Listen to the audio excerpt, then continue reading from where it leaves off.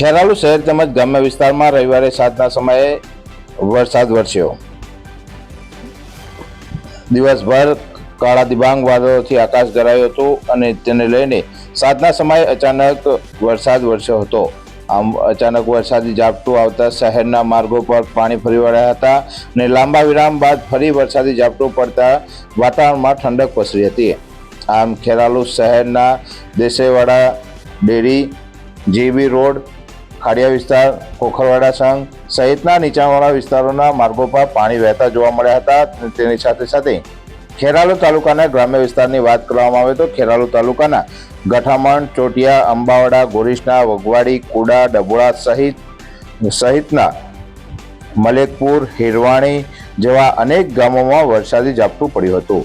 આમ વરસાદી ઝાપટું 10 mm થી વધુ પડતા ગામમાંથી બહાર પાણી વહેતા થયા હતા। વરસાદ પડતા ખેડૂતોમાં આનંદની લાગણી પ્રસરી હતી અને ભારે ઉકળાટ બાદ વરસાદ પડતા વાતાવરણમાં ઠંડક પ્રસરી હતી।